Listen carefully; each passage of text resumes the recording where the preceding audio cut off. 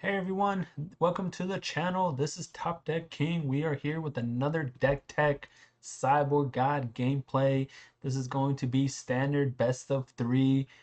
We are playing, or I should say, I am playing a Simic Lands Turns deck here with the big old Swarm, Scute. But anyways, yeah, we're playing Scute. We're playing lands. We're playing Keruga, taking turns, playing the Shia that gives all my creatures becomes lands. Blah blah blah. But yeah, so I saw this deck about a month and a half ago, I think it was. It did pretty well. Made I think top like 10 mythic on the ladder. So I was like, all right, let's give this a try. It looked very fun. As you can see, this looks pretty fun. You got some cards that don't see play. What I mean, these cards aren't really seen play, and then you got some obvious cards that are being played, Lovestruck, Brazens, and Mammoth and whatnot. But it looked fun. I wanted to give it a try a while back ago, just didn't have time for it. So hopefully now we get to try it out. Got some time. Let's see what happens with it. But yeah, before we get into the deck intro, if you're new, hopefully you guys will enjoy the video. Stick around. The end of the video, we'll have a sideboard guide. There's a gameplay after this. But if you enjoy the content, by the time you're done watching, hit that thumbs up, hit that subscribe button. Check the description. Always check the description of the video. It has the deck list, both PC and mobile, so you can import it directly to Arena if you want to play this deck. Obviously, this deck is not cheap. There's just a bunch of rares and mythics. But if you have these cards, this deck looks pretty fun. Give it a try. But yeah, check the description. It has the portable deck list. Drop some comments down below. Let me know what you guys think of the deck, if you guys try it out, whatnot. But let's get into the intro real quick. So, since we're a land deck where we're trying to ramp and whatnot, we're playing God of the Voyage here, so kind of give us some draw power as well as Keruga. So let me go into Keruga first. So Keruga here is because of the fact that when we put it in play, if we have like the main reason, Scute, when we have Scute in play and we can generate, say, a couple of tokens, when we cast Keruga, those tokens count as permanent, so we get to draw a card. So you got to be careful, because if you have too many permanents in play and you play Keruga, you could draw your whole deck out and lose the game. But the purpose here is to draw a lot of cards so we get closer to Alrund's Epiphanies, and then just start chaining Alrund's Epiphanies with a bunch of Scutes and just keep taking a bunch of churns and attacking for a bunch, 24, 40, 100, 200 tokens, just attack and win that way. So that's what the purpose of Keruga is here, so that way we can use it to draw cards. But we also have God of the Voyage here, since we're a ramp deck, 2/3 for 3 or a 3/3 for 2. But we get to exile it every time a land comes in play, puts a counter on it, bring it back, gets bigger, draws a bunch of cards. We have cards like Dryad and Cultivate to ramp us there for land, so we could put more counters on it. So we could take turns and whatnot. And so that's what God of the Voyage is there. Brazen's there kind of to keep tempo in a sense. We let too many problematic cards stick around. This way we could bounce it with Brazen Borrower, then we could flash it in, do some damage, get in the air, play Alrund's Epiphany, get in the air again. But so that's what Brazen's there. Cultivating Dryad out is because we want to ramp with this deck. We want to ramp, so we can get closer to Alrund's, or play Alrund's Epiphany at a faster pace. Obviously, casting this on turn 6, turn 7, it's still good, but if you could cast this on turn 5 or something like that, way better. You know what I mean? So that's why we have Dryad and Cultivate for the ramp aspect. The additional part where the lands could tap for any color will be helpful, I'm sure. Although we're a 2-color deck, it shouldn't get in the way too much, but it will be helpful. So that's an additional effect. On top of that, she's a 2/4, so she's good at blocking creatures against the aggro decks. Lovestruck is probably one of the best blockers against aggro decks. You create a 1/1, and then you bring in some 5/5s, and you get aggressive, you get defensive. So Lovestruck's there for the aggro matchups. Scute, this is the main win condition. This is how you just, doesn't matter. They could be winning. You could start taking a bunch of churns and start generating, tons of tokens and just win the game out of nowhere. So this is the main win condition, landfall, and that's the other reason why we have it's a ramp deck, because of the landfall trigger. So we'll see how that works out. 3 mammoths, because like I said, it's a ramp deck, so we get the landfall trigger. Worst case scenario, he is a land. I wanted to try a Kasmina in here, because if We could get it up to the -8 ability. We could go and search for Alrund's Epiphany and cast it free. It also gets us the scry ability. It could create us a creature. So that's why I have her in here. So see, mainly for the Alrund's Epiphany. But like I said, scrying is also great. Shia works well with Scute and stuff like other creatures because now the non-token creatures become forest lands as well. So if you cast a Scute with a Shia in play, automatically it triggers Scute's ability because he comes into play as a forest land creature. So it triggers his ability. So that's really good for him. And then so that's why we play this because it helps us ramp as well as our creatures become, you know, forest lands, I guess. You know what I mean? I don't know. You might not need 3. I'm gonna test it out at 3 and see how it works, but we'll see. It might be helpful, it might not be. It is legendary, so be careful. And then obviously for Alrund's Epiphany, we're trying to take extra turns, we're ramping. This usually should not cost 7 mana for us, but I mean it's gonna cost 6-7 mana. But I'm saying it shouldn't usually be a 7 mana or a turn 7 play in a sense. It should hopefully theoretically be turn 5. Worst case scenario, turn 6. Even if we don't foretell it, it should be turn 6. But hopefully it'll be like a turn 5 play, turn 4 play if possible. I don't think it's possible to do a turn 4 play. You do it that no, it shouldn't be possible to turn 4, but turn 5 you should easily be able to do that. So nothing special but the lands. And then the sideboard, stick around to the end of the video. I will explain the sideboard and go in more in depth about that at the end of the video. So stick around for that. But yeah, let's go give this deck a try and see how it works. It looks like, just by glancing at it, it looks like a very fun deck. Definitely different than every other deck we're seeing on ladder. So if you have the cards, give it a craft and see how it is. If you don't have the cards, I probably wouldn't craft it because it is super expensive and a lot of these cards will be rotating out pretty soon. So be careful. Don't craft it if you don't have it. If you do have it, give it a try and see how it works. You know what I mean? So we're gonna go give it a try on the diamond ladder and see how we do. So stick around for the gameplay and the sideboard guide at the end of the video. All right, let's go play some Simic lands right now. Some Simic lands. Jackpot. It's like jackpot, but it's jackpot. We have to play first. All right, we have the lands we're gonna keep. Turn 1, play Lovestruck token. Turn 2, scry. I could actually just scry turn 1 technically. It gives me both colors. Ooh, interesting. Sure, we'll keep it. We're still gonna play the mammoth, and then so play the mammoth, and let's create a 1/1. Jackpot. What colors are you running? So next turn, play maybe Scute into a cultivate. Green. Green what? Green black. Chevelle. Ooh. Chevelle.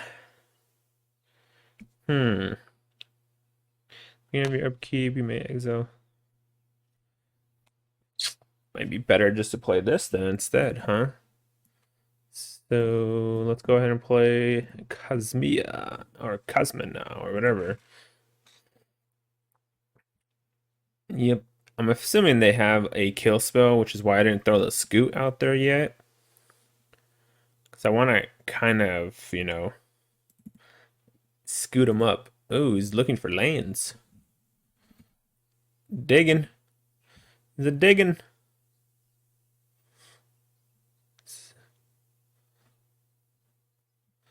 So at the beginning of your upkeep, you may exile, so take action. Alright. So if I play this, I can play 2 lands. Gets me closer, then I can play Scute and play that. Seems kind of good. And then, I mean, it doesn't really matter about all the colors, but put a voyage counter on it, take action. Also gets me so that I could put more counters on it. No attacks. Wonder what my opponent is playing here. Death touch? No attacks. Alright. Grab 2 lands, put that in play. Take action. Play that. Take action. I'm going to draw a lot of cards when that guy comes back. When that guy is coming back, it's drawing a lot. That's 4 counters on this guy already.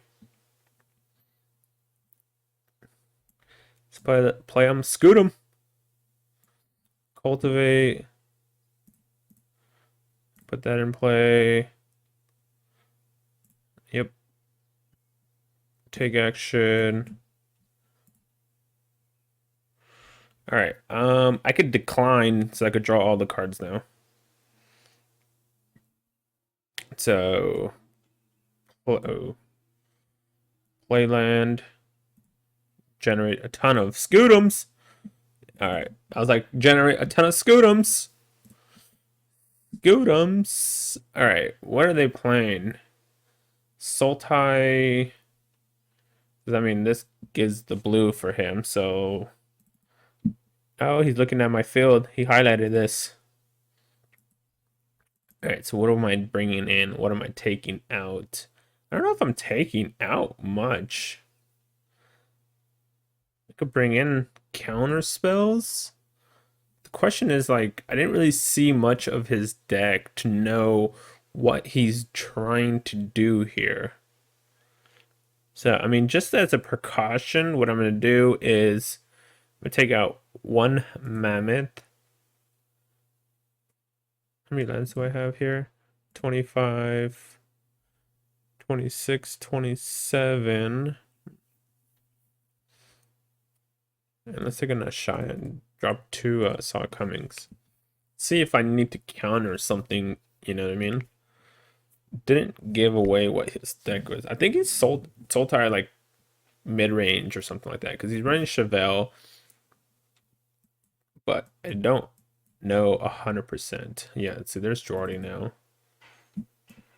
Let's see. So I could turn 1, do the token. Let's do that.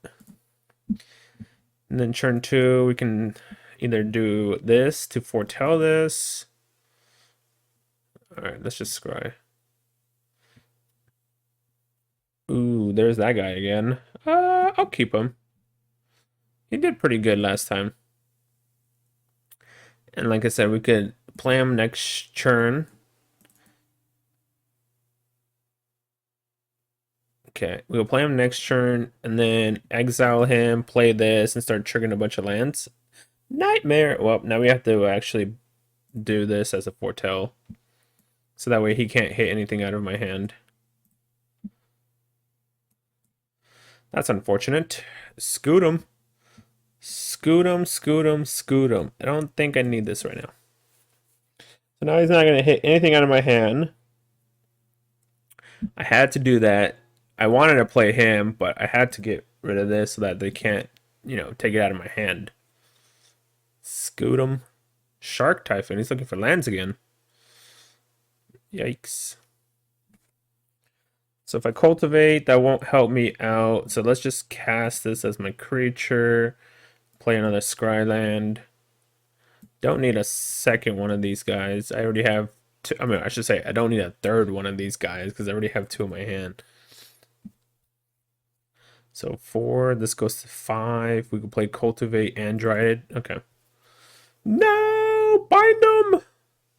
He bind him the gods. Alright, so let's play El Cultivate. Let's grab 2. Doesn't really matter what we put in play. Let's play that. Let's create a 1/1. And we'll pass to you, opponent. Maybe I should be running like Toski in this deck. Could be a possibility. Works really well with Scute. Scute him. Sure, take 1, 2, 4, 5, 6. Elder Gargaroth. How do I kill an Elder Gargaroth? Don't think I can kill an Elder Gargaroth. I guess we'll just take the extra turn for now and see where we go from there.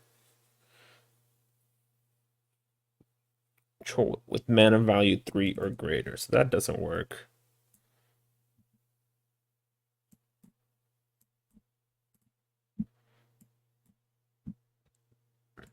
guess we'll just dump a bunch of stuff onto the board. We'll use a 2/5/5 to block this Elder, I guess. I mean, I can also just send everything to block it. Just in case he has like a removal spell or something. Because we don't really care for the tokens per se. And we have, what, access to 9 mana? Block. Because we got to get rid of this Elder off the field. Otherwise, it's just going... And he put a 3/3 in play instead of drawing a card. Interesting. Odd. So we have 9 mana. I think this guy costs... Wait, what? Oh my gosh. I forgot the guy had Death Touch and he did 1 damage to everything. Oh my gosh. Oh, wow.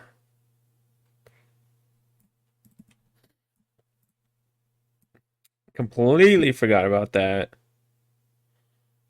Forgot about the 3rd trigger on the Binding of the Gods. Alright, we're just going to concede this one. We lost this one. Alright.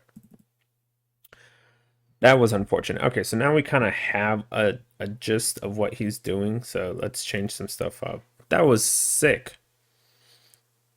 That was so bad for us. Let me switch the views. It looks better. It looks better for me like this. So let's cut one.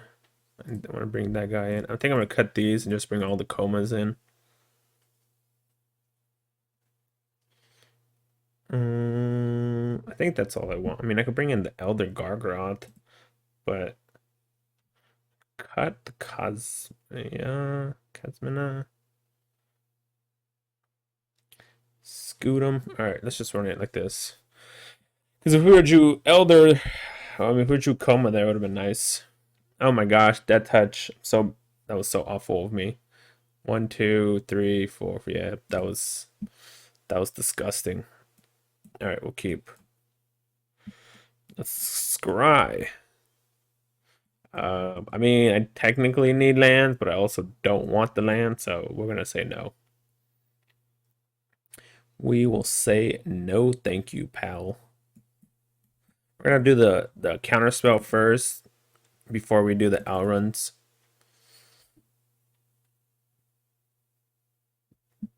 Lovestruck.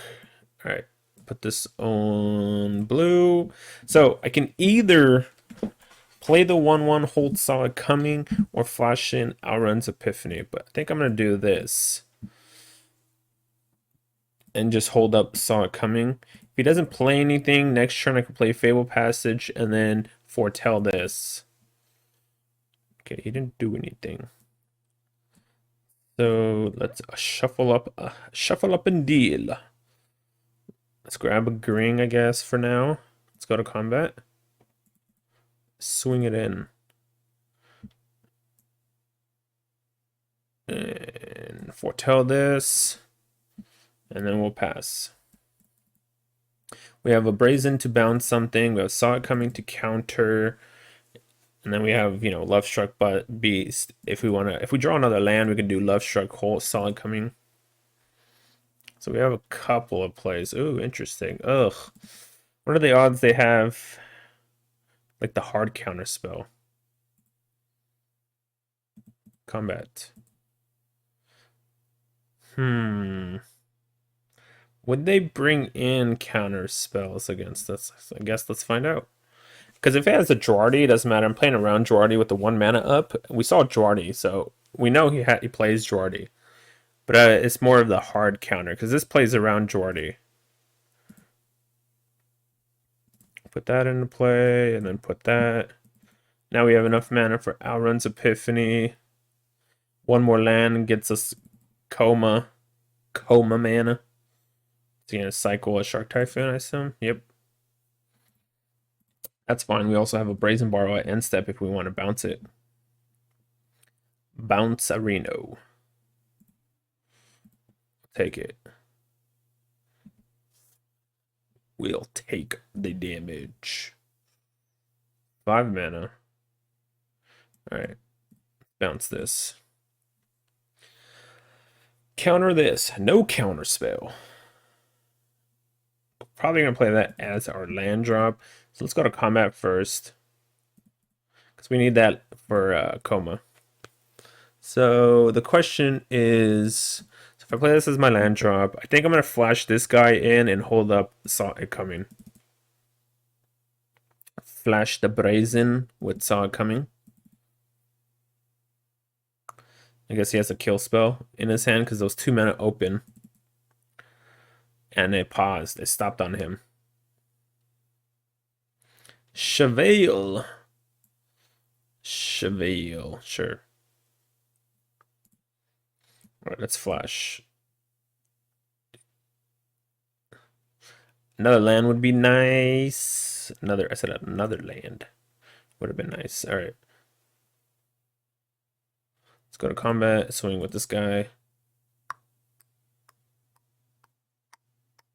So we have access to 7 mana. The problem with playing Coma here is if he has a Heartless Act, then it doesn't do anything, you know what I'm saying?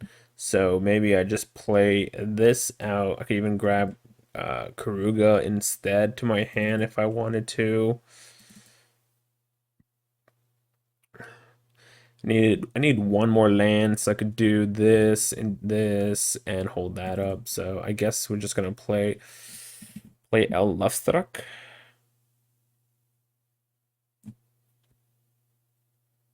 Play the Lovestruck.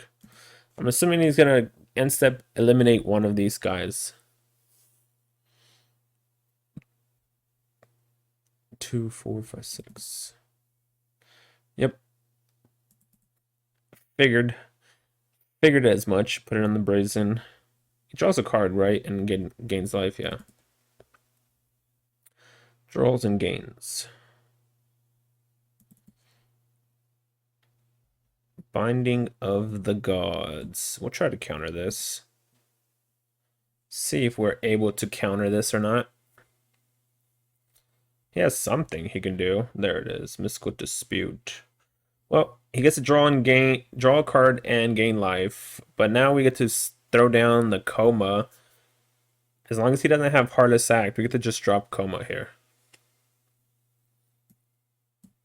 Let's scry first. Don't want that. Let's play Coma. And then, like I said, as long as he doesn't have Heartless Act, no attacks. As long as he doesn't have Heartless Act, sure. Why would he put it on the token? Doesn't it work on non-token? Whenever a permanent opponent controls with a bounty counter dies. Oh, okay, never mind. Just works on anything. Never mind, then.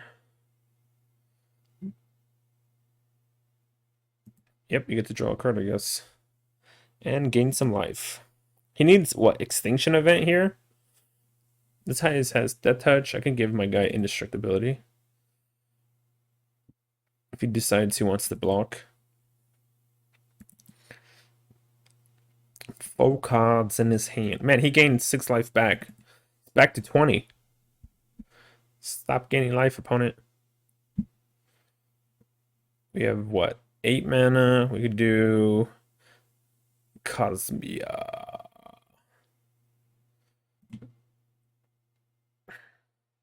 Alright. Okay. Let's go to combat and see what happens. We can sack this, give this thing Indestructibility.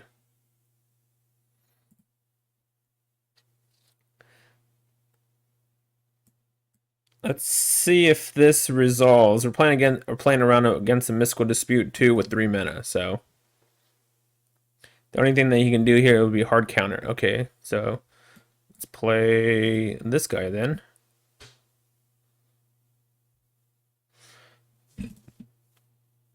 Let's do it. That should be game, I guess, right? That would have been cool if this guy was a serpent, but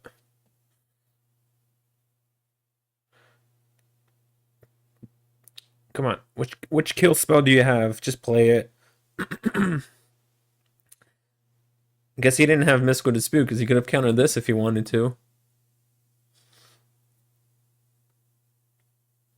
What do you got? 3, 4, 5, 6, 7. What is he highlighting so many things? So, okay, let's do this. Gains indestructible. Just to be safe, we'll gain indestructibility. I don't know if he's going to have a way to try to destroy it, you know what I mean? So, just to be safe, we're going to exile this now, because we don't really need it as a combat guy. We need it more for, put this on blue, take action. It's so that way we can refill our hand later down the road. Let's go to combat again.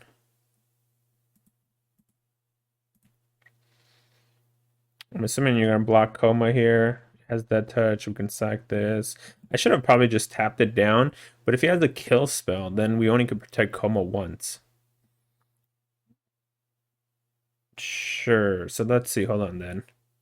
So if I tap his 3/3 down, he has to, no, because then he has to block with this, with that.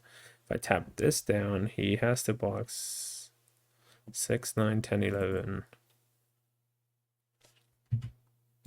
Okay, he has to block either way. All right, let's see how you block. Sure.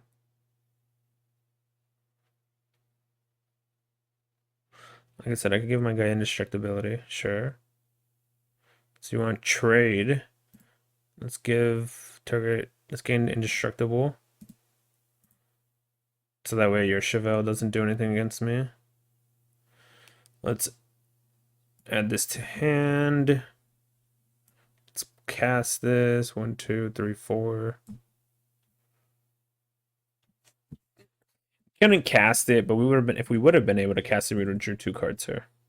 And land drops aren't dead because we have Cosmia or exiled here, so Cosmina. Cosmina? No. Cosmia. Whatever. Whatever your name is. Whatever your name is. We won that one. Nice. Alright, let's go. Let's go again with Simic Ramp. Simic Ramp. Simic Ramp. Express yourself to your opponent with emotes. Emotes. Mew it. What? Mew it. Oh, Mew without brew. Mew without brew. Okay. We'll keep. We have a turn 1, turn 2, turn 3, or turn 3. Mew, or no, it's not Mew. It's me without brew. It's not 2 W's there. It's just 1 W. All right, so turn 1, Lovestruck. Turn 2, Alrund's Epiphany. Turn 3, either Cosmina. This is Cosmina. The other one is Cosmo, something like that. So, me without brew.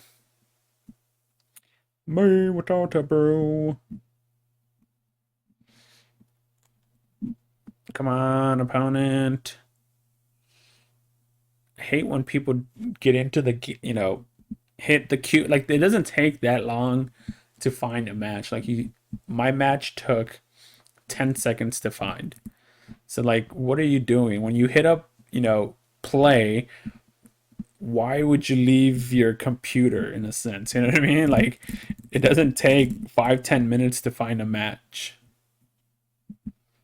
I could understand if that was the case, but it's not. You know what I mean? Like, come on. Let's get real here. Well, while we wait for opponent, see what, see what happens. Me without brew, what you up to, man?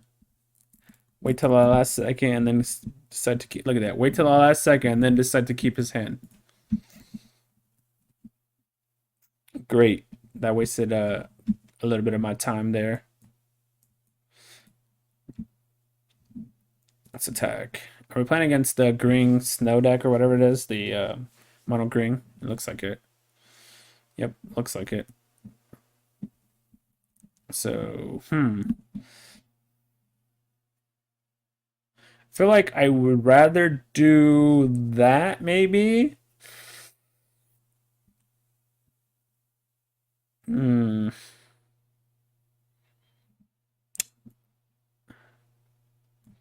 That's tough.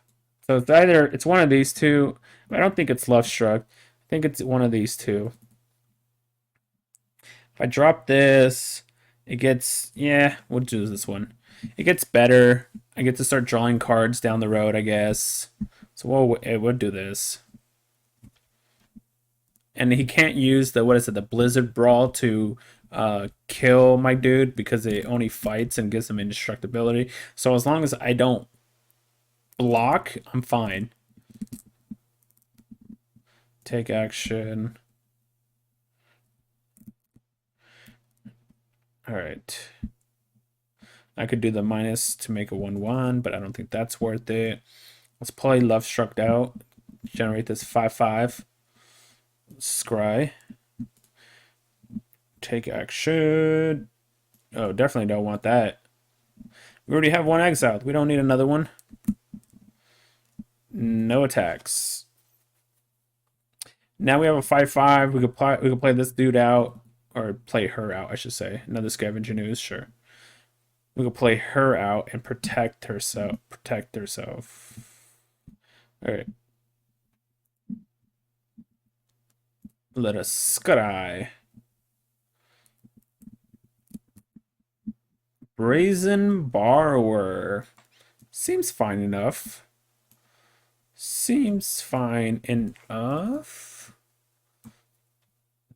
Take action. No attacks. No attacks. You're up, opponent, again.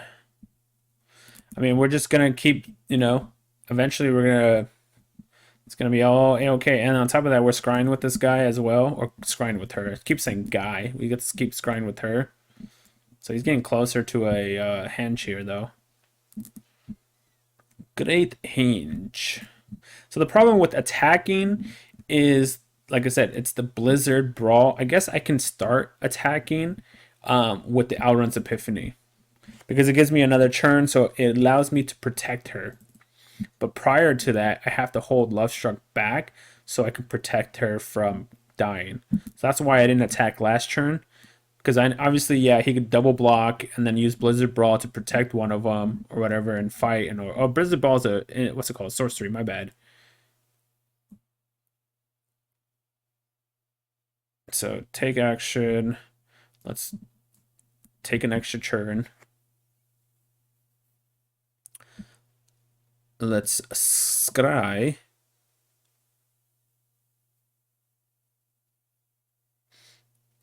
Wait, I didn't put one to the, I put two to the bottom now, huh? I did. That's hilarious. All right, well, now we're going to swing with this guy. If he wants a double block, that's fine with me.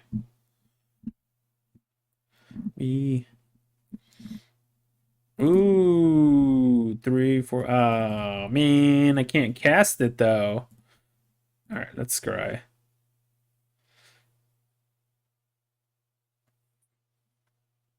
I think that's fine because we could bring back, what's his name? So I'm going to keep it because I'm going to play this as my land drop. It's going to come back. So I'm going to draw, I believe, 3 cards here, so decline. And then let's foretell this.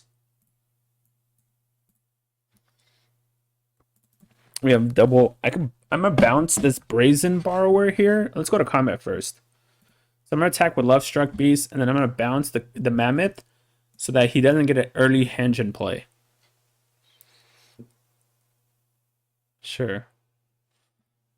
Yep. That's dead. And then, like I said, we're gonna bounce this so he doesn't get an early henge in play. No early henge for you. Snakeskin Veil.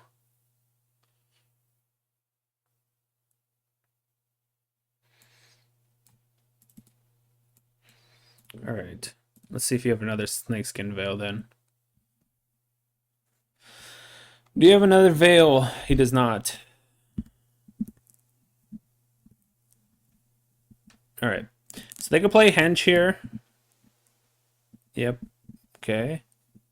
But that you can't use that mana to play Henge. Ooh, big Stone Coil Serpent. Nice.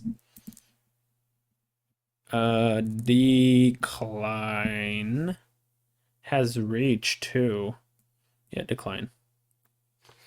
Alright, so this allows me search your library for instant or sorcery card shares with the color with the Planeswalker, exile, and then shuffle your library. You cast it without paying the mana cost.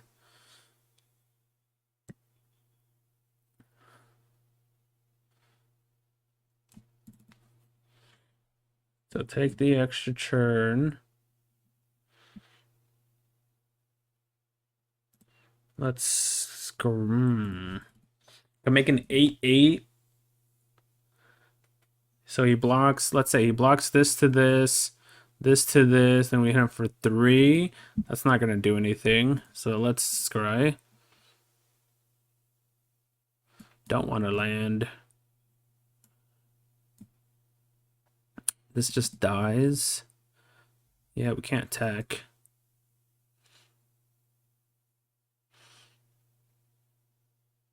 Alright. We're going to exile. We need to draw some cards again, I guess.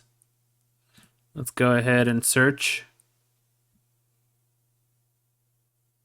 Let's go ahead and get Alrund's Epiphany.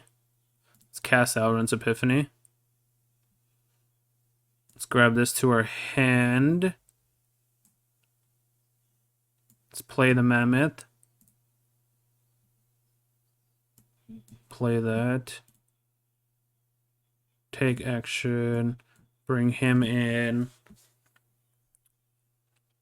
I think I could attack with all the flyers here.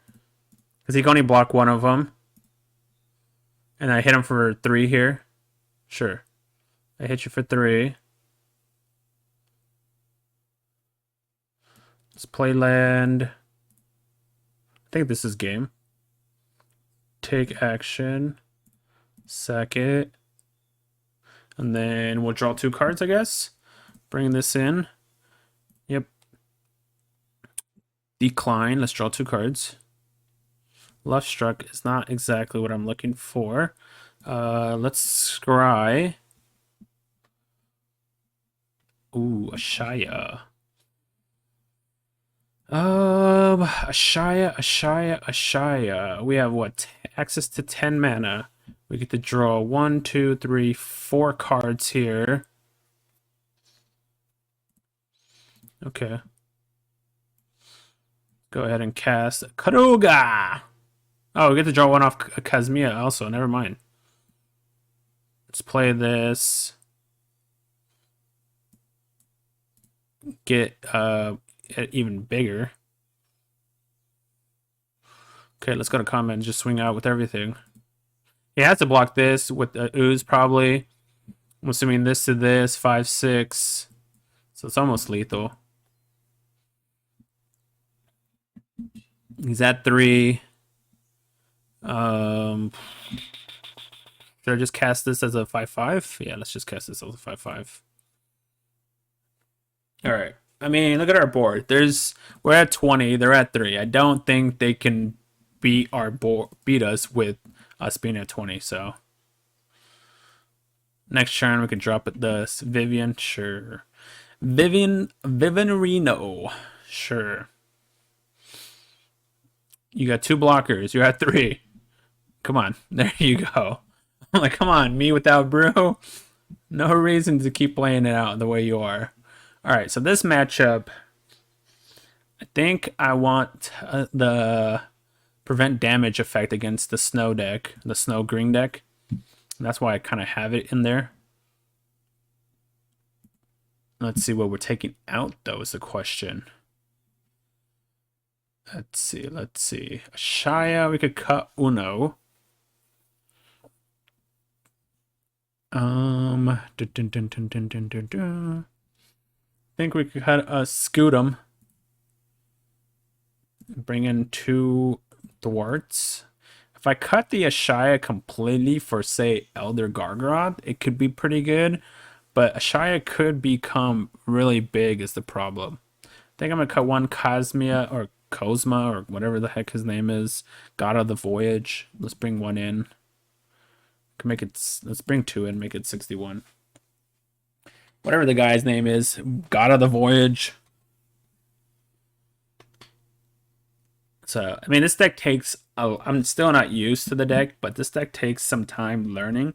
But once you figure it out, it's pretty easy. And it could get, like you just saw, it could become pretty explosive turns like that. It's a very fun deck too. It's, like, you know, if you don't want to play Is It Snow or play Sultai, which are like the top decks being played right now, if you don't want to play one of those decks, give this deck a try and see what you think of it. If you have the cards, that is, because it has a lot of rares in it. Like all those creatures, those are all like pretty much rares. Brazen, Lovestruck, Dryad, Elf, whatever, Albred, Elf guy. That's another rare. Shy is a mythic. Outrun's Epiphany is a rare. You got the Scrylands, Fable Passages, and the Pathways, also rares also. What else is in the deck? I'm trying to think. Oh, God of the Voyage is a rare, I believe, also. Scute is a rare. So there's a lot of rares in this deck. But hey, it's a Scute deck, so it has to be fun, right? Scute 'em. Scute, Scute, Scute. Waiting on opponent. Waiting on opponent. Waiting on opponent. Oh, come on, opponent. Not again. Not again. You did this to me game one. You did this to me game one. Me without the brew. Gotta stop. Gotta stop. It's starting to get a little warm up in here, man. It's midday, I guess.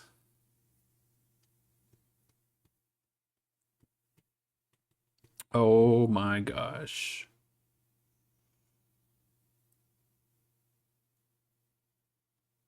This guy loves doing that. So he sideboarded and then decides to step away from the computer or alt tab or whatever you want to do it. Because as soon as he finished sideboarding, you know, like it took him to the match. So I don't know what's going on here.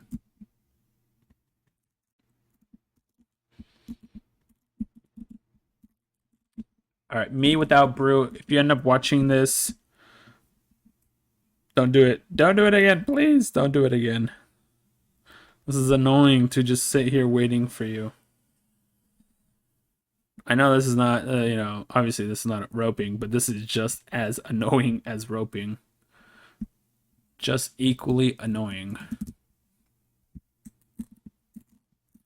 Swarm Shambler. Yeah, now you say hello. All right, let's see if I play this. I have a lot of lands in my hand already, though. So I'm gonna hold it because I do have a lot of lands in my hand already. See what happens. Lovestruck. Speaking of, and we drew more lands. More lands. Yep.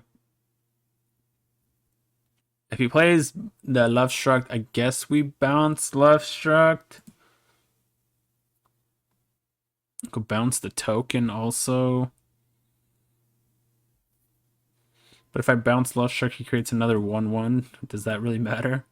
Him creating the 1/1. I'd rather keep him off Henge than, you know, give him a 1/1 is the thing. Oh my gosh, stop drawing lands, deck. Stop drawing lands. We don't run that many lands, by the way. There's only 25 lands in the deck, and then 3 or 4 mammoths. That's 29, and we have 7 of our 25 lands in our hand right now.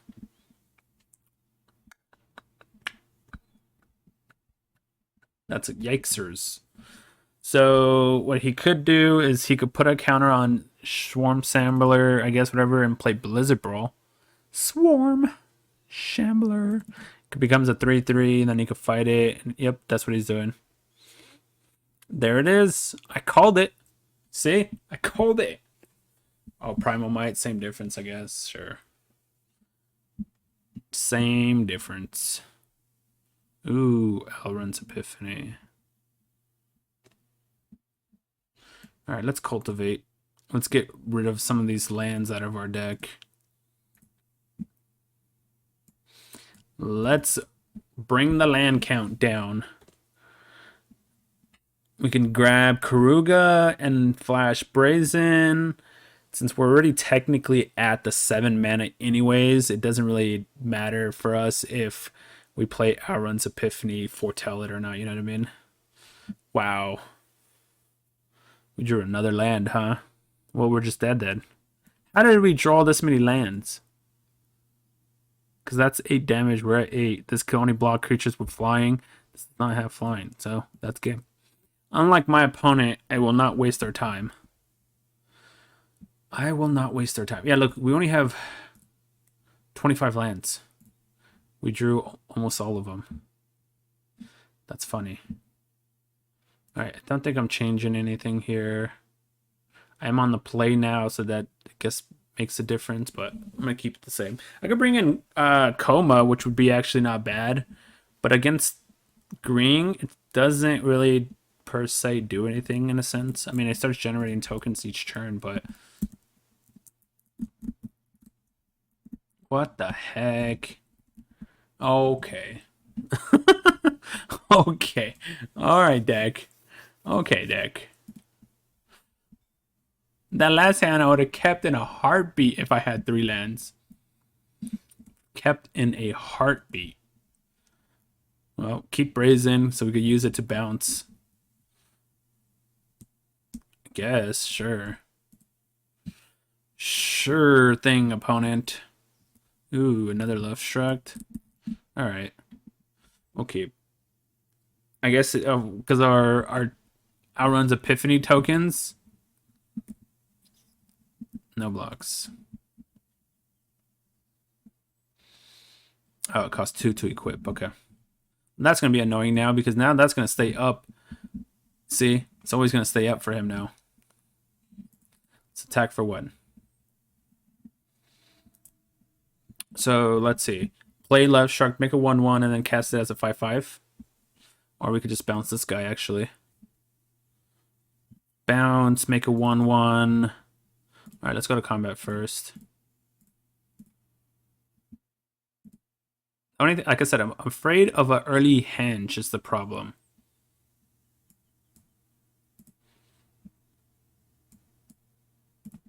Early henge is a problem. So I don't know how many more lands I need yet. So we're just going to do... If he plays henge, it takes his turn for the most part.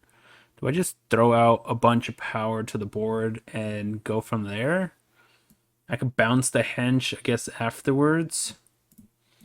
Yeah, let's just throw out a bunch of threats. We're putting out 10 power to the board here. He gets to play henge. If he has it, he gets to play henge. There's nothing I'm going to really do about that. He doesn't have it. Okay. Does not have it. So we could bounce this guy, swing in with both.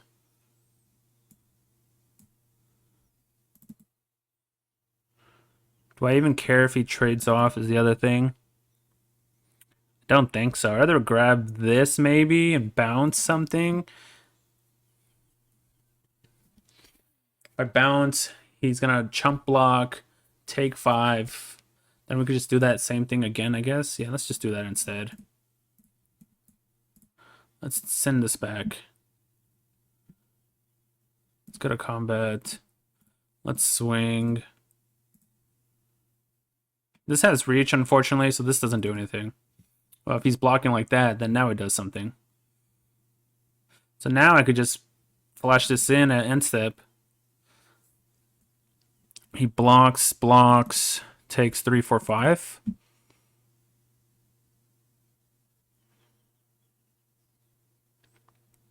Alright, you're up. I guess that's what we're doing. I'm going to flash in Brazen. He's gonna, I'm assuming, recast this Lovestruck so you could chump block my chump, if there it is. So you could chump my Lovestruck. Yep. Let's go grab blue source so we can flash the Brazen.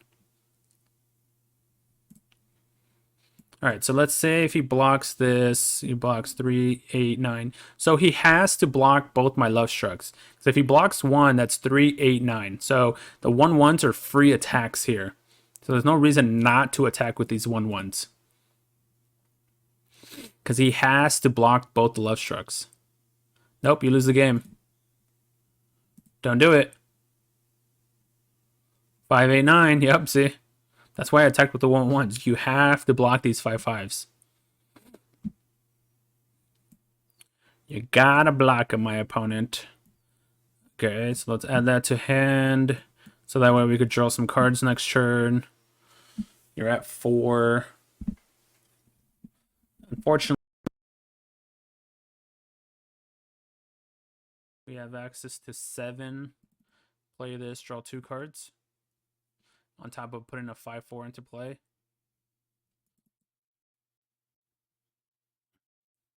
Me without brew. Come on. Come on now. What are you thinking here?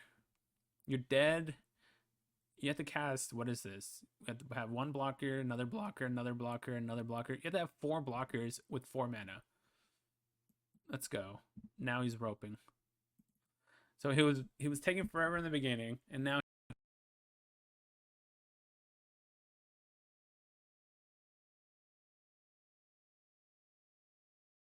because this is a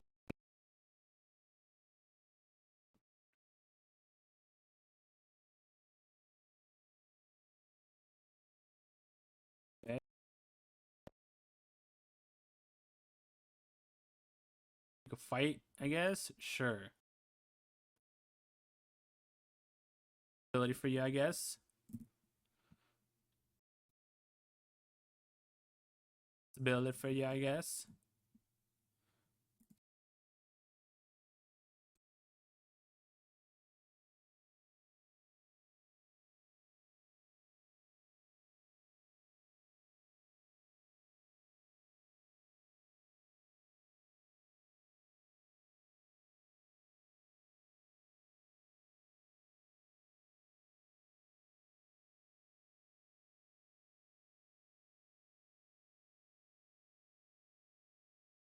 Four block.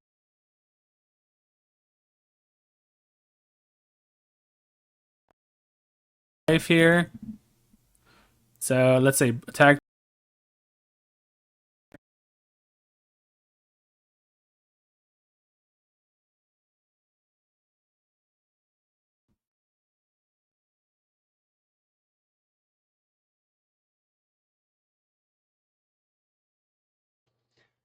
All right, let us take this deck to the next match and see what we can do. It's kind of taking a little longer than usual. Finding an opponent. Usually it takes much fast. There we go. Found an opponent. All right. So let's see what we're playing against. Igor Sushini. Igor or whatever. All right, nice. We get to play first. Ooh. Guess I have to keep. I mean, I have lands, I have creatures. We don't know what they're playing. They're not comparing. They're not a control deck. So there's some kind of creature-based deck, I guess. We could play Mammoth turn 1 into a Fabled Passage for Island turn 2, so we could hold up Brazen Borrow, worst case scenario. So let's see what happens. Or if we don't play anything, we don't need to Brazen anything, we can then play the Forest to cast the Mammoth.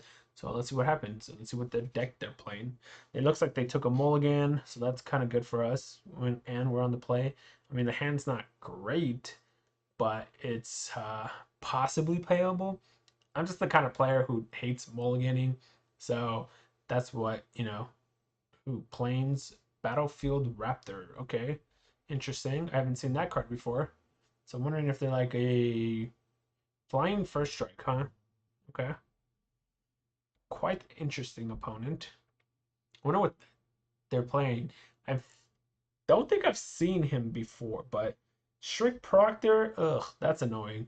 That's a really good card against rogue decks if you cast them, because it prevents all their rogue mills and stuff like that. So unless they pay 2 mana, so that's a good card against rogues. But we are not playing rogues. But it could still hurt us because it does technically prevent Mammoth's ability, the triggered ability. Oh man, oh man. When we thought we had enough Brazens, we got another one. We got the quad Brazens here, gents. Ladies and gents, we got the quads. Man, I wish I was playing some, some poker up in here. We had some quads. Technically, double mammoth. We also had like a full house at one point. All right, strict proctor. Let's see what you can do. It's a flyer too, so I mean he's only hitting me for 2. I'm hitting him for 3. Technically, start winning the race. Selfless savior. Okie dokie. Hit me for 2. I hit you back for 3. I have 2 Brazens now to start bouncing things. Ooh. The only bad part about this guy is the land triggers. Strict Proctor kind of stops. So is it better just to hold up the double Brazen here? I think it is. And just wait a turn. I could also cast this as the 3/3. See, it stops the Mammoth ability. And I mean, it doesn't stop it. I could pay the 2 mana, but I have other things I want to do with my mana. Cast this as the 3/3, but then that means I have to tap the Mammoth. That's actually not bad, but I'd rather hold up Brazens for now just to see what happens. I want to see if the Brazens would be better. And it's a tempo play for me, because I could bounce, say, Strict Proctor, and then depending on what he casts next turn, and then just start attacking him for a bunch of 3/3s. So I'm going to use this quad Brazen as a tempo play against my opponent. So we'll see what happens though. We don't know what's going to work here. Okay, land 3.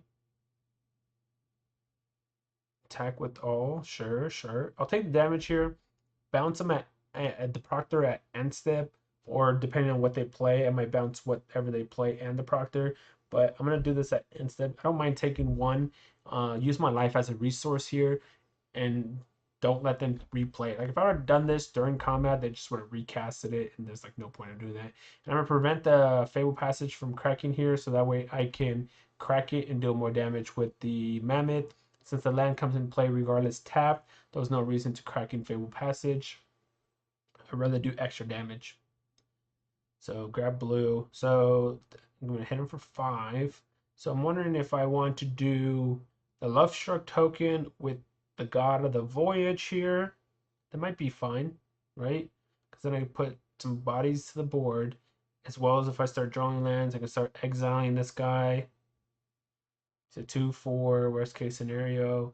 He blocks Selfless Savior all day, every day, twice on Sunday. All day, every day, twice on Sunday. Keruga! The triple Brazen Borrower is still in my hand. That's fine. Attack me for uno. Attack me for uno. I mean, we could just like see. So he's not technically winning the raise because of Brazen. We could tempo play this all the way. I mean, yes, they're missing lands. They have 5 cards in their hand. So who knows what they have in their hand. So maybe they have a bunch of 4 costs or higher in their hand and they just can't cast it. I have no idea. Ooh, this works perfectly. Unfortunately, I don't. Yeah. So it works perfectly in the fact that I could ramp, and then be able to use Brazen Borrower. But the bad part is this strict Proctor is preventing me from doing anything else. So unfortunate, but yeah. See, I mean, I could pay 2 mana here if I want for the God of the Voyage.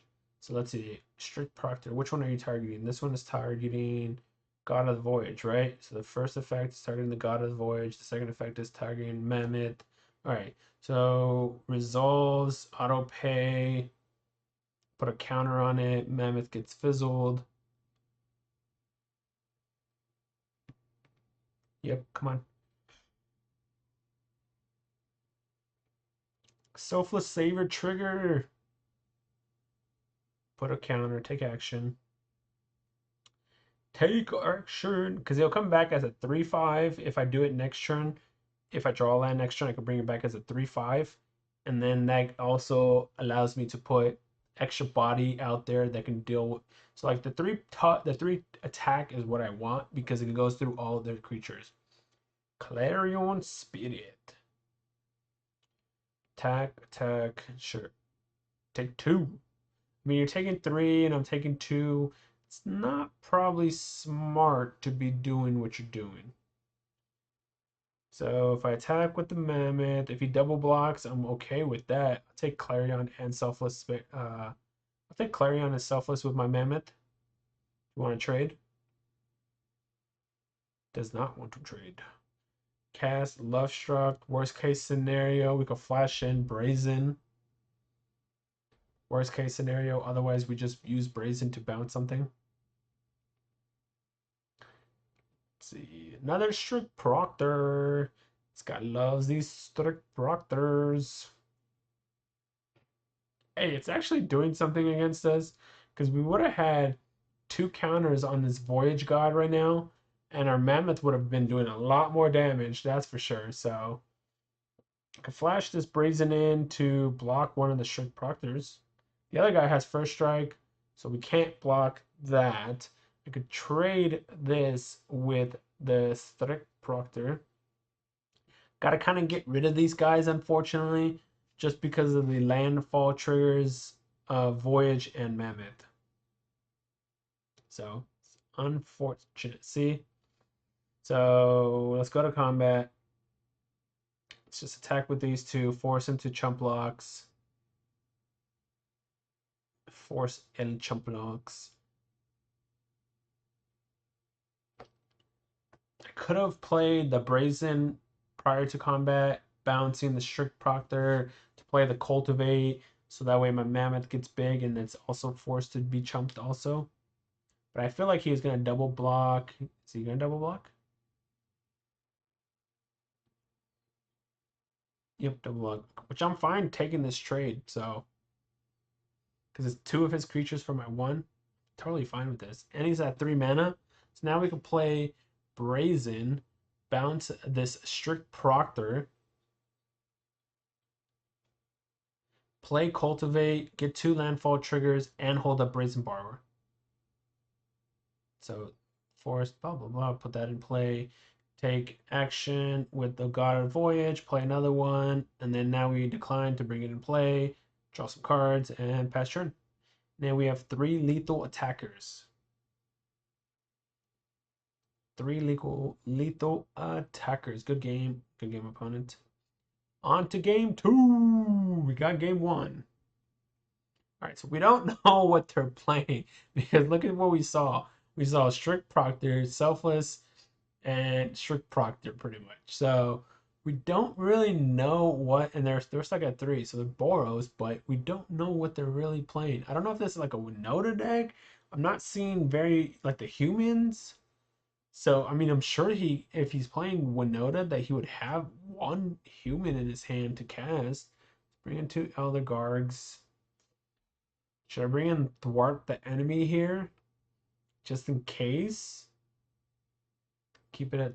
I could bring in the second Thwart. Cut a God of the Voyage. I mean, I guess it's better to be safe maybe than sorry. Bring a Gemraiser. I didn't really see much in terms of artifacts or enchantments,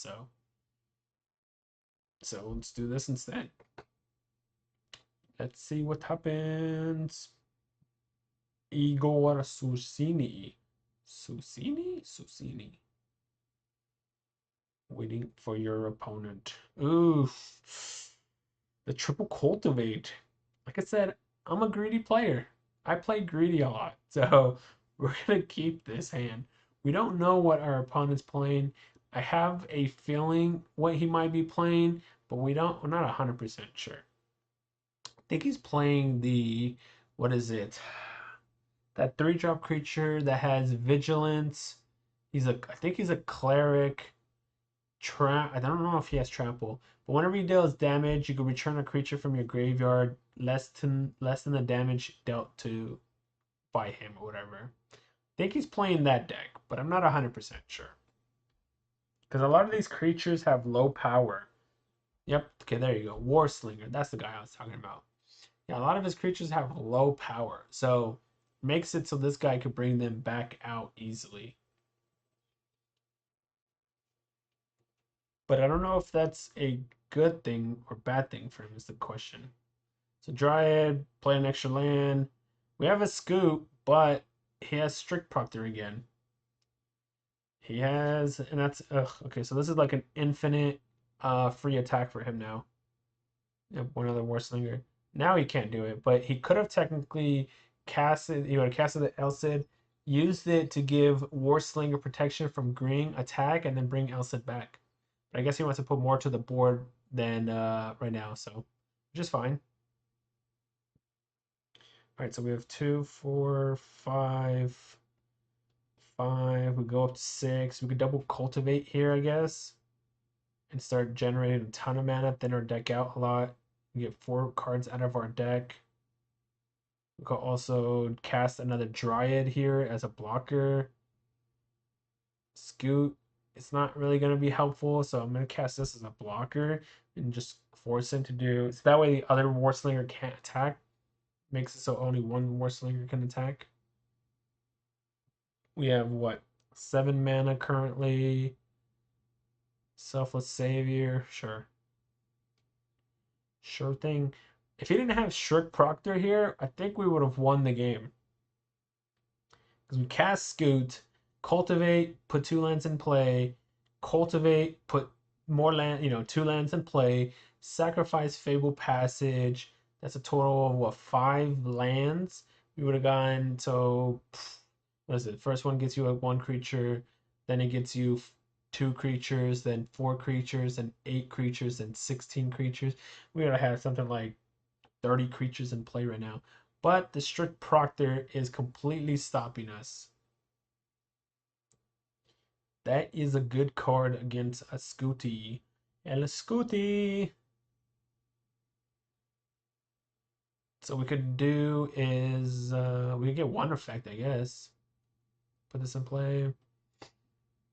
Yeah, Strict Proctor. Play forest, play and trigger resolves, take action.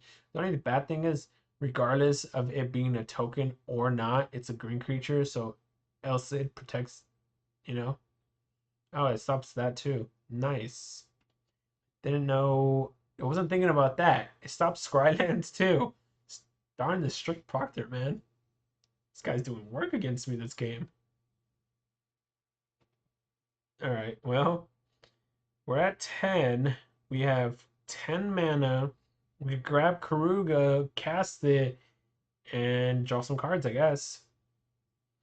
As long as we don't die. Hopefully we don't have to chump block too much here, so that we could draw a few cards.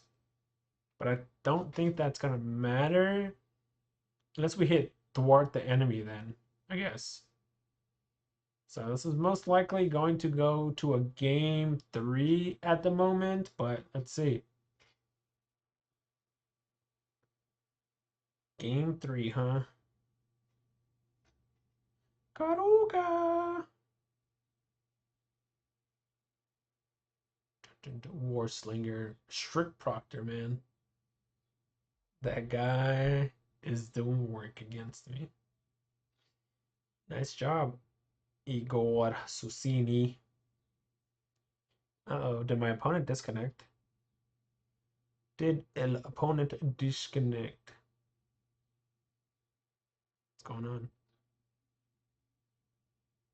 I think they disconnected. That sucks. We would have gone to game 3. Yep.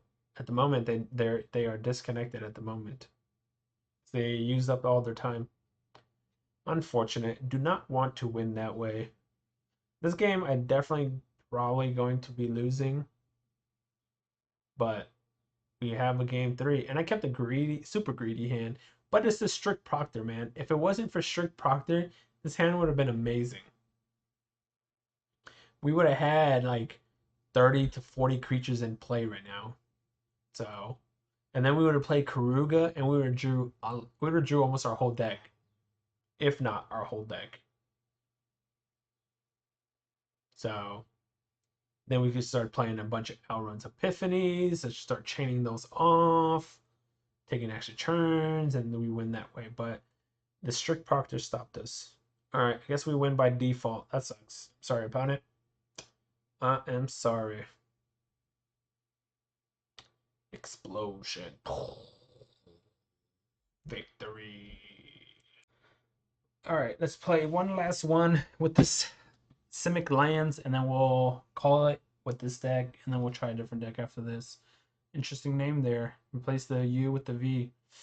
Alright, I'm on the play. I play risky. I'm gonna keep. I have Alrund's Epiphany. If I draw land 3, then I could just go off, so we're gonna keep. I don't know what my opponent's playing, so mulliganing might not be, I don't know if it's gonna be good or not, so hello there, opponent. Hello. Shia was not nowhere near what I'm looking for right now on the Shia. Not even close. Okay, so they're kind of some form of Boros. We just played against Boros. Elcid, well, that doesn't give us any information because it could be in a lot of decks. Oh, nice. And it's blue. And it's blue. So I think I play Kasmina here because I need to start scrying for lands. And it doesn't die to what he has currently in play. So let's scry. What do we have? What do we have? No, I do not want the Alrund's Epiphany. No, no, no. Not today. Not today, my friend. What you got? What you got? What are you playing? Boros what? Boros what? Are you playing Boros Winota? Are you playing the Boros like Warslinger deck? Are you playing some kind of Boros life gain deck? What are you playing? Maybe you're Naya and you're missing your white. I don't know. Luminarch Aspirant, that takes Naya off the table. And I think it takes Winota off the table too.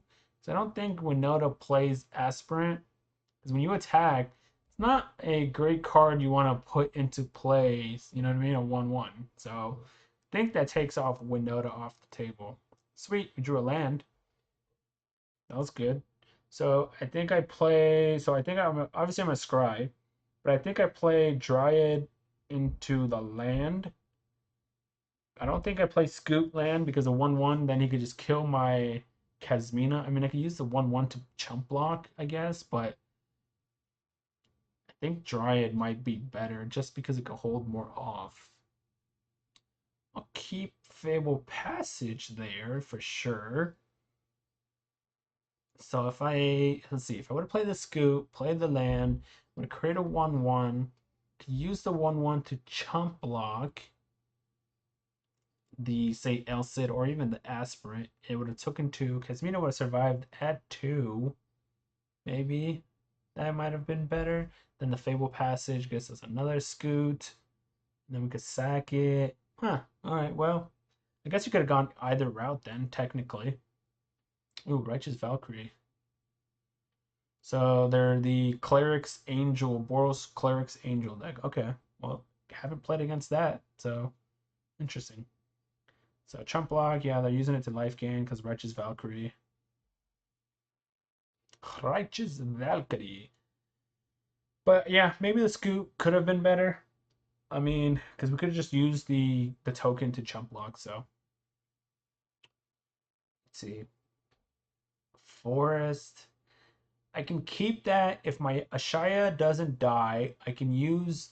If my Ashaya dies, I can then still cast Alrund's Epiphany. My Ashaya doesn't die, I might not need this, but then again, I have 2 Scutes in my hand, so I think either way you should keep on top because yeah, I have 2 Scutes. Scoot him. Scoot him. No attacks. It's going to play something. Righteous Valkyrie is going to trigger. So they're going to be able to do, what, 4? If he puts as the token of from Aspirant onto Valkyrie, he can deal 5 to Kesmina. That's not lethal to Kesmina. We could play Alrund's Epiphany, Scry, and then Scry again. So we could do some stuff. Legion Angel. Yep. You guys are big. Your guys are big. I'm assuming they put it on, because otherwise they put it on Elcid, it can't attack. So I'm assuming they put it on the Righteous Valkyrie. Because Elcid can't attack. It's a 6/6. It can't pass my 7/7. This Ashaya would have had reach, would have been awesome. Because then I could have protected Kesmina. It would have gone up to 8. I would have played Alrund's Epiphany. Then I would have used Kesmina's -8 to play another Alrund's Epiphany, so. But unfortunately, she's taking damage. Shaya does not have reach. Okay, so play land, play Alrund's Epiphany, Scry. I am not going to crack Fabled Passage for the reason because I have Scutes in my hand. Scutes is the reason why I am not cracking Fabled Passage, since Dryad allows me to tap it for lands regardless. Do not need God of the Voyage here. Do not need that guy. Can't attack, so let's just play Alrund's Epiphany. If I attack, he double blocks. Trades. It's a trade 1-for-1. Don't think I want to be trading Legion Angel for Ashaya. I'd rather keep Ashaya around. It's not worth trading, especially since it's making all my non-tokens into lands as well. Man, if his effect was all creatures become forest lands, then the Scutes go infinite, so it would have broke the game. Oh, wow, look at that Fabled Passage. All right, Scute him. And then we tap Dryad for the 3rd land and Scute him, and then Fabled Passage, and then crack Fabled Passages and just generate infinite freaking creatures. Scute him. Scute him. Double triggers, because this comes in as a forest land. Scute. Thank you. It is nice, right? Good game. I don't know about good game, but I mean, I guess it is technically. What am I saying? I'm going to create, what is this? It's going to be 12? 12 crack to 24 crack to 48. Yeah, okay. So, all right, never mind. That is game. All right, so what do I want to bring in? I think I want to bring in, let's see. Yeah, 12 crack to 24, crack to 24 to 48. Yeah, we create 48 creatures. Yeah, that's actually pretty disgusting. And then on top of that, we can bring out Keruga and draw a few more cards off as well. All right, so I think I want the Gem Raisers, I think I want Dwarts, and I want Elder Gargarots here. Let's see, I don't want one God of the Voyage. We even bottomed it with Kesmina there because it wasn't going to do anything at the moment. Cut the Kesmina, although it did help, it also, I mean, it soaked up a lot of damage, but they're on the play now. We were on the play last game, so I cut a Scute. I think I'm running at 61 here. I have technically a free game to give, so I'm going to probably run it at 61. I don't think I want anything else in. But yeah, since we're on the draw, Kesmina's going to die faster, so I don't want that. All right, FVCK it. Did somebody else take the other name with the U instead of the V? I'm assuming. But he has that little squiggly thing, so I don't know if people would have taken the name like that. I play greedy. I'm gonna keep. I have a turn 2 Foretell. Turn. We took one Scute out, right? We drew 2 of them now. Turn 2 Foretell. Turn 3 Dryad. Speaker. All right, Foretell. Foretell. Also, no, I can't play God of the Voyage because I don't have blue mana. Never mind. It's like I play also God of the Voyage, but that's not going to work. Righteous Valkyrie. Ugh. They're going to get huge fast. Ooh, we did draw blue, but I want to, I think I want to ramp myself. Even if it's 1 mana, I think I want to ramp myself. Getting to, say, 5-6 mana faster is better. I mean, I guess I could have still played God of the Voyage, then the following turn play Dryad, and it does the exact same thing. If we drew a land anyways, we could play 2 lands per turn. Then God of the Voyage gets exiled. Wait, what the heck happened to my screen? What's going on? That was weird. That was odd. Alright, Righteous Valkyrie, Warslinger. Oh, it's a cleric, I guess. See, I would have been able to exile this guy, huh? Interesting. Alright. Dun, dun, dun, dun, dun. Do play Scute, play land, triggers. Is that worth it? Play God. I could play this, and then I could play the God as a artifact instead. That way I can use the token to animate it if I want. No attacks. And we used up all of our mana as well. The only bad part here is all his creatures are... Oh my gosh, that's disgusting. Alright. Well, we're in the chump block mode now. We're in the chump block. That wasn't... Yeah, he shouldn't have done that, though. He could have attacked. It has double strike. Get in free damage. Technically, my opponent could have won here, but now they can't. We're going to be survive. But opponent could have won if they didn't tap the speaker. So let's see. If I block with the token, they hit me for 10. If I don't block, I get hit for 18. If I block with the token, I get hit for 17. So I have to animate this.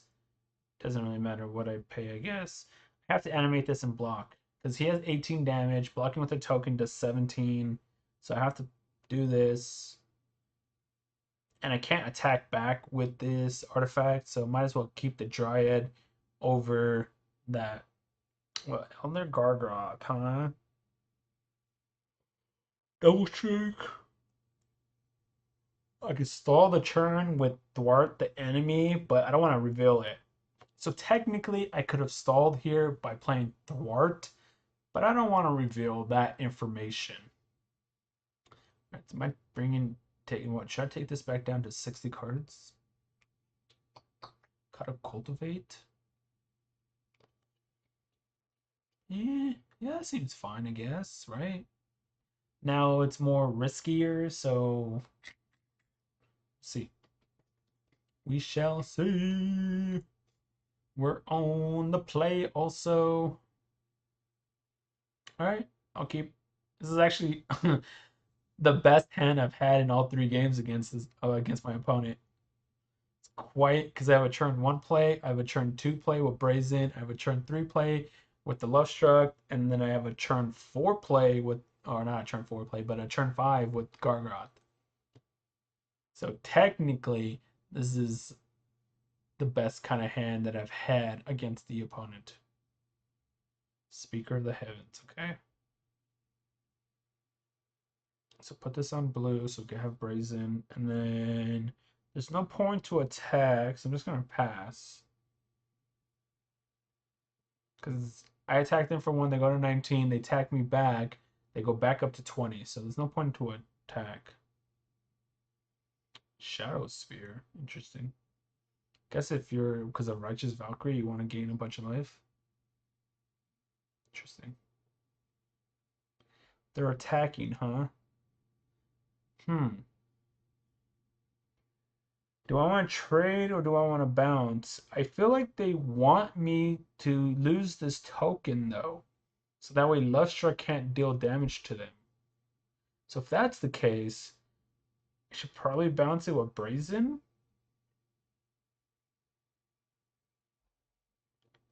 Bouncing a 1/1 is not great, but being able to attack with a 5/5 is great. So attack them for 1, bring them down back to 20. I think that's why they're attacking. I think they wanted me to not be able to attack with Lovestruck Beast. Because if I'm bringing their life down, then Righteous Valkyrie doesn't do anything in a sense. Same with Speaker of the Heavens, I guess. Their life total is low. There's Righteous. If their life total is low, then it doesn't very much do anything. So I could put this on blue. I could flash in Brazen. I could grab Keruga, but I'll flash in Brazen. If he attacks with Righteous Valkyrie, then I can deal more damage back to him is the reason. So if I do this, I could have, like I said, could have grabbed Keruga. But if he doesn't play another Angel or a Flyer, then I'm going to take damage. Well, that just made Brazen worse then. That made Brazen a lot worse. If he didn't have another Righteous Valkyrie, we would have been able to flash Brazen and attack him. That's why. Sure. Are you going to attack or are you going to pass? You're going to attack. All right. Double Righteous Valkyrie is kind of ugly for me. This might not be we might not win here. Because he's just regaining all the life we're doing. All the damage we're doing to him, he's just regaining it. So attack here. Bring his life total down a little bit. He's going to jump block. He's going to jump block. Guess he wants to keep his life total because of Righteous Valkyries. Alright. Well, we can block. Oh, dude, how big do these, like, gets plus 2/2, so become 4 6s. 6 8s? Yikes. Yikes. 6 8s? I mean, we could kill one of them with the Brazen Elder block. Okay, Warslinger. That could bring the Speaker back, I guess, down the road. Damn, 7/7 Warslinger. I don't think they're going to attack because I don't think they want to lose a Righteous Valkyrie. So they might just equip and pass. If he attacks, I'm definitely double blocking one of the Righteous Valkyries. Yeah, I lose both my creatures, but it's 2, 4, 5, 6. I could drop Scute, could grab Keruga, and then next turn play Fable Passage and start generating some tokens. Keep Fable Passage for obvious reasons. No attacks, obviously. This is not looking good unless I draw Brazen. I need to hit some Brazens. Because, yeah, their board is pretty ridiculous. Redonkulous. Alright. So if I play Keruga, currently I'm drawing Spartan Regiment. That's in your deck in a best of 3. Interesting. Guess the passive ability. And get, but that means you have less cards in your sideboard in best of 3. It's kind of odd. All right. It's hiding Elder Gargoyle. Can't. So I can't attack or block. I see. So now he can attack with everything. Elder Gargoyle can't kill off his dude. Interesting. It's pretty nice. And then the regiment can get the other Valkyrie if he wants up. Or he could just get this. He can make it into an 8/10. I think he's gonna make it into an 8. Yep, 8/10. All right, so I'm gonna take 14. It looks like, and the fact that I untapped it kind of sucks as my Elder Gargoyle.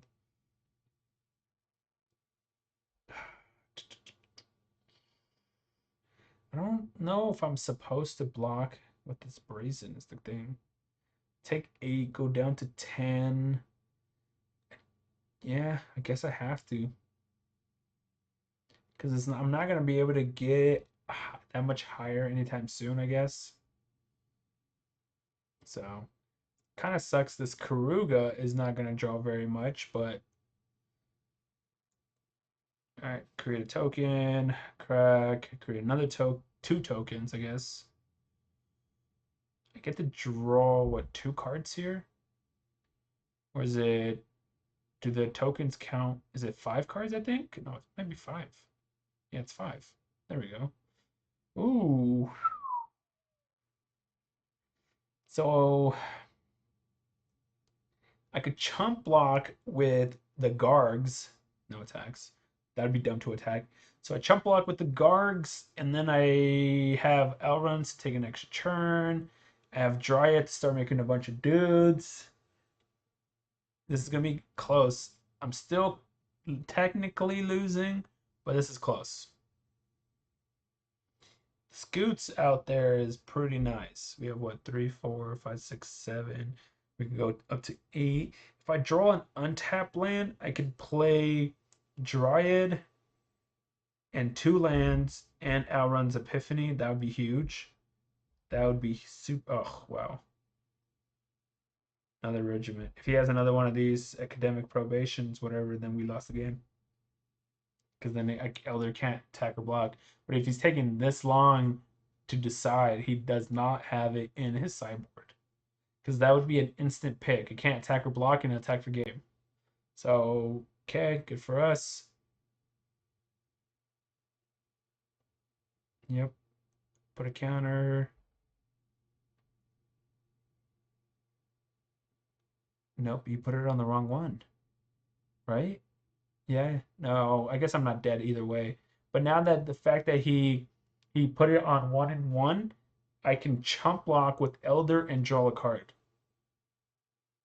If you would have put both of them on the one with Trample, I would have had to gain life. But now I get to draw a card. Because I'm only taking 9. Ooh!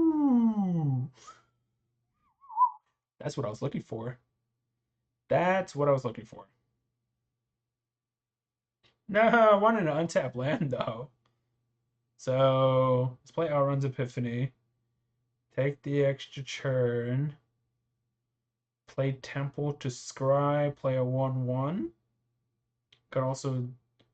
So we're running a bunch of Scutes. Scute him. He has lifelink. Could have actually bounced it and then attack for more damage. Bring his life total down. But he's at 45. Like, I'm not bringing his life total down that much. See, if we had the extra untapped land, we would have been able to do more. But, all right. Brazen's a good draw, though. And we have these tokens. Double Brazen's even better. Dryad, land, hold up Brazens. I'm going to use one of these Brazens to bounce the 9/11 Valkyrie. So that way I can attack with my Scutes. I don't want that. Let's create a lot more tokens.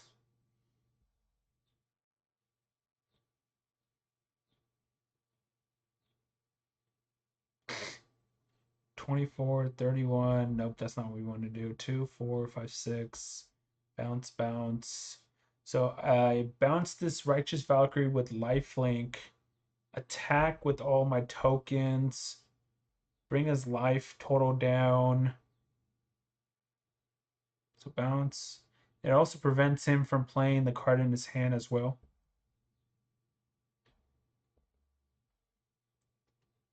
Bounce this other Valkyrie so we could do more damage to them. Just force them. I don't think they have anything haste-wise, and if they do, we have all these creatures to block. So as long as it's not a flying haste creature, we have all these creatures to block. And let's just get in there for massive amounts of damage. Good game, opponent. We brought this back. Wow. It's at 29, so the Valkyrie's technically still active. But I think we won now, because look at how many creatures we have in play. I'm pretty sure we won. We have 31, 32, 33, 34, 35. Woo! Hey everyone, hopefully you guys enjoyed the gameplay, the intro. Hopefully you guys had this is a pretty fun deck to play if you want to try something different. I mean, I guess it's not very cheap because you got mythics, rares, mythics, but it's definitely something different than the traditional decks you're seeing on the ladder, and it's fun. So if you want to try something out, you know, who doesn't love making, you know, hundreds of tokens with Scute Swarm, right? So, but give it a try. So I'm going to give you a sideboard guide to, I mean, it's not going to be a sideboard guide to all the decks that are being played. It's just what currently this week and a half, past week, have been more popular. I've been seeing on the ladder. So I'm going to give you a sideboard guide to those decks. If there's a deck in here that I didn't give you a sideboard guide to, drop a comment down below in the comment section, and I'll go ahead and give you a sideboard guide to that deck, hopefully, if we have something here that we can work with for that deck. So if there's something here I end up not giving you, drop a comment down below and I'll go ahead and try to help you out in that aspect. But we're going to go ahead and give you a sideboard guide right now to the more popular decks that I'm seeing. So hopefully this covers all your decks. So the first deck that obviously is popular is It Snow? And we got a decent amount against Is It Snow? So we bring in 3 Mystical Disputes, 3 Solid Cummings, 2 Comas, 2 Elder Gargoyles. The Mystical Dispute and Solid Cummings, because we want to counter Goldspan, Alrund's Epiphany, stuff like that. And if we could counter even the Prismari Dragon, if we could counter those against them, we should be able to have a pretty easy chance to killing them with, you know, obviously we also want to counter their Alrund's Epiphany, but countering their Goldspan is huge, so that way they don't have a tempo play every turn to do against them, because their main win conditions are with the 4 Goldspans, some Bone Crushers, you know, Bone Crushers and Brazens, and then the land.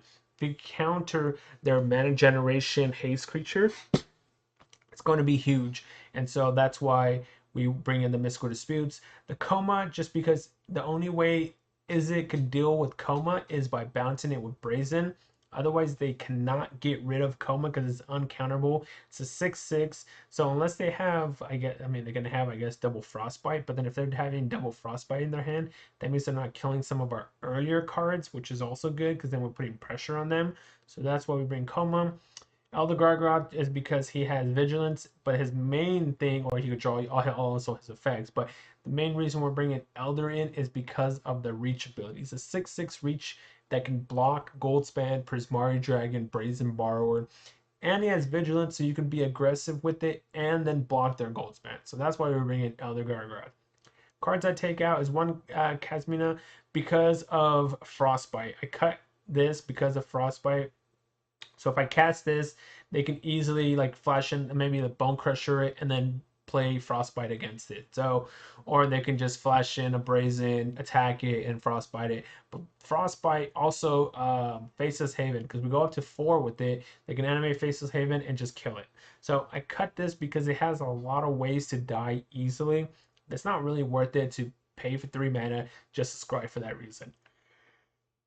Next card I cut 1 Mammoth here just because I don't want, like I said, this is another easy Frostbite target, has 3 toughness, and as you see some of the cards that I kept in, God of the Voyage is a 4 toughness, Dryad's 4 toughness, Lovestruck's a 5/5.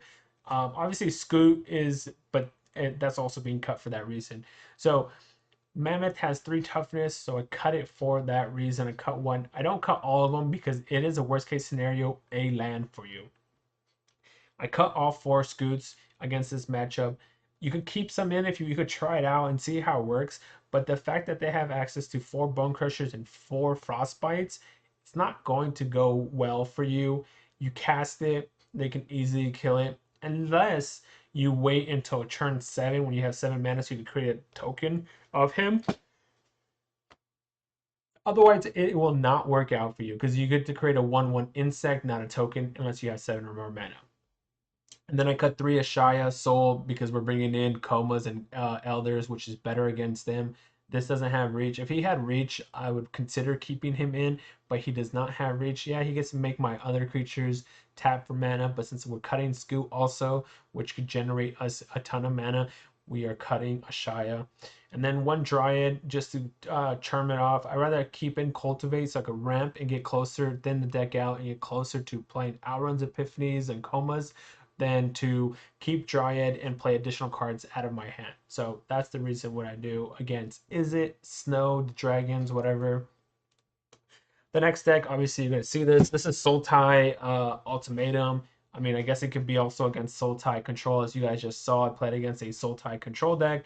but it's mainly for the ultimatum decks. And so this is what I bring in. I bring in 3 Mystical Disputes, 2 Solid Comings, and 2 Comas.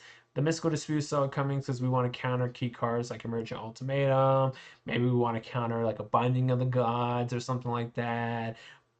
Counter some of their ramps, whatever. So 6 counter spells is going to be good. Coma, because he can't be countered. So unless they have like a Heartless Act or something like that, then we have to cast Coma and just go off with it. I mean, obviously they're in black, so they can have board wipes, but we're not gonna not bring in Coma because he's just uncounterable. And then cards we cut out is 3 Ashayas, just because he's a 5 cost. I'd rather be playing Coma over Ashaya against Sultai. What's it called? Emergent Ultimatum, Sultai, whatever Ultimatum. 1 Mammoth, I cut 1. Unless you have like a bunch of lands in play, he's just going to start attacking for 3. They can eliminate Heartless Act this. They can kill it pretty easily, so I cut that. I cut 2 God of the Voyages. 3 mana, they can kill it easily. I'd rather do something. So if I cast this on turn 3, they'll kill it.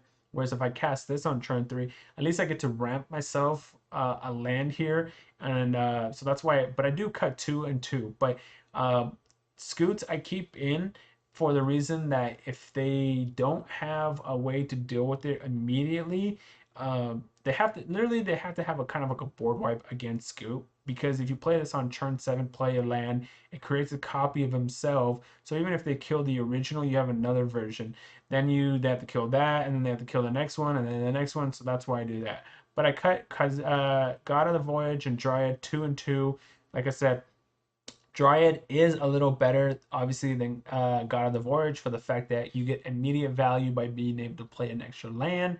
But the other cards here are much more important, like Brazen being able to bounce, say, like a Wolf Willow Haven so they can't ramp against you, or, bounce a Binding of the Gods. So if you don't, stuff like that, bounce a Planeswalkers. So, and Scute is obviously really good. So that's what I do against Sultai. Now the next deck is going to be red deck wins, red, whatever you want to call it, red aggro. Cards I bring in is 2 Gem Raisers, 2 Elder, and 2 Thwart the enemy. Gem Raiser is there to get rid of the ridiculous Embercleave. It's a 4/4 reach. You can put it on, say, I don't know, Dryad Elf. You can put it even on a Scute, and then you start generating tokens. But it's there to get rid of the Embercleave. Obviously, they're going to get their initial effect with it. Hopefully, you'll have a Brazen to bounce the creature, and then you Gem Raiser and destroy it. But I gotta put it in just in case. Elder Gargoth is amazing against red. He's a 6/6 vigilance, gains you life, creates you dudes. Worst case scenario against red, you draw a card, but gains you life and creates you dudes with vigilance. And Thwart, although it's tricky because Bone Crusher prevents, or Stomp prevents, it says life damage can't be prevented. So this Thwart and Stomp, be careful, because if you play Thwart, they could play Stomp and then the damage can't be prevented. But I still bring it in because they would have to have one of the 4 Bone Crushers when I play this. So you can kind of sometimes leave your shields down in a sense because you have Thwart and prevent all the damage. So obviously if they have Stomp, but you can't really play around that. But being able to fog, say if they try to go for an Embercleave win, being able to fog all that damage is great. Sorry about that. All right, cards I take out is 1, a Kasmina, that Planeswalker. Since they have a lot of haste creatures, casting this for 3, it dies instantly on the turn you cast it. So I am not going to be casting this card. I cut 2 Scutes because they're going to have Frostbites and Bone Crushers, but I leave 2 in for the fact that it can also generate blockers. And then if we get it up to turn 7 mana, whatever, we start generating the same tokens over and over. We can flood the board to the point where red can't do anything to us. So I leave 2 in, but I do cut 2. And I cut 3 Ashayas because 5 mana, possible 5/5, 7/7. Not necessarily going to be good. 5 mana, 6/6 vigilance, reach, life gain, create a creature. Going to be much better there. And then obviously I keep in all these other creatures because they have 4 toughness, 5 toughness. This, even though it only has 3, it could be frostbited, it's still a 3/3 that could trade with a lot of their creatures. So that's what I do against red. Next deck is white slash Winota. You're gonna play the mono white or red white Winota, whatever you want. I sideboard in the same cards against both the decks, so I left it together. I bring in Thwart the Enemy and Elder Gargoth. Obviously, Thwart here is going to be a lot better than the red deck because they don't have Bone Crusher. So when they do a turn where they just go completely off on you, either white and they generate a bunch of flyers or whatever that is, or they try to attack you with a Blade Historian with Winota, whatever. Playing Thwart to just fizzle all their attacks is going to be huge. Then you could possibly go off with Alrunds and Scutes and all that. So I bring in Thwart. Elder Gargoth is here to hold their creatures off. And against white, the main reason for that is because if they run, what is it, the Speaker of the Heavens, I believe it is, and they start generating 4/4 angel tokens, Elder can easily just eat those angels alive, as well as do attack and all that. So I bring those two in against them. The rest of the cards aren't going to do anything. Gemrazor, they don't really have anything that you want to artifact wise. Koma 7 mana, yeah, he can start generating 3/3s, but 7 mana. And then cards that I take out is I take out 2 Ashayas. I leave 1 in because these 2 decks don't really have an effective way to dealing with the Scute. So if I could get a Shaya and 1 Scute in play, I could start generating a ton of mana. So I leave 1 in play for that reason. But I also cut 1 Kasmina and 1 Mammoth. Kasmina, it's good. They don't have haste creatures like the red deck. But if I'm casting this on turn 3, they can easily just like start dropping a bunch of dudes and then play like a Winota against me. And then this doesn't do anything. Winota can then eat it alive the next turn, so I cut that. And I cut 1 Mammoth because I just need to cut a land slash creature here. And the other creatures I'd rather keep as far as the 5/5, 4 toughness, 4 toughness, bounce effect, and then obviously Scute because it's Scute. So that's what I do against white and Winota. The last deck that I'm going to give a sideboard guide to is going to be Rogues. And unfortunately, this matchup is going to just be tough regardless. Yeah, there's not really much you could do here, so hopefully you don't play against this matchup that often. But I mean, I would love to have the Spider in the sideboard, but Keruga prevents that because all your cards have to be 3 costs or higher. So unfortunately, you can't really have. And the other escape cards are kind of terrible. They're like 5 mana escape 3 or something like that. And if I'm paying 5 mana only escaping 3, it's not very good. So unfortunately, that's the problem here. So you're going to have a bad matchup here, but I still have a sideboard against it. I have 3 Mystical Disputes, 2 Comas. I don't bring in Solid Cummings just because you could bring it in. You could cut some other cards, but I didn't want to cut too much of the deck here. And 3 Mystical Disputes as a 1 mana counterspell is what I was looking for, and Coma being uncounterable is what I was looking for. And then cards I take out are 3 Ashayas that are useless against them, 1 Kasmina, and 1 Cultivate. Like I said, I don't want to take out too much of the deck. You can still beat them with a bunch of Scutes and stuff like that, bouncing their creatures, making God of the Voyage huge, something like that. But it's going to be a tough matchup regardless. So hopefully, you don't run into the rogue decks too often. But yeah, so this is the deck. I got this list off someone, I think it was like a month and a half ago. They made top 10 mythic with it. I changed a little bit around with it in the main deck. I added some Kasmina, changed some stuff on the sideboard. But yeah, so I wanted to give it a try, a month and a half ago. Never had the chance to, and then I finally got the chance, so I got to play it today. So hopefully, if you try this deck out, like I said, it's not cheap because look at this. It's rares, mythics. It's not cheap, but if you have the cards, give it a try and see how you like it. It's a fun deck, especially when the Scute generates so much tokens. But hopefully you guys enjoyed the gameplay, the sideboard guide. Don't forget hit that thumbs up, subscribe button, drop some comments down below, especially if you want a sideboard guide to a specific deck that I did not cover. Drop some comments down below. If you've tried this deck, you've played this deck before, let me know if you did any changes to help improve it. I'm sure me and the viewers watching this video would love to hear some feedback on that. But yeah, thanks for watching and hopefully you guys enjoyed. I'll see you guys on the next video.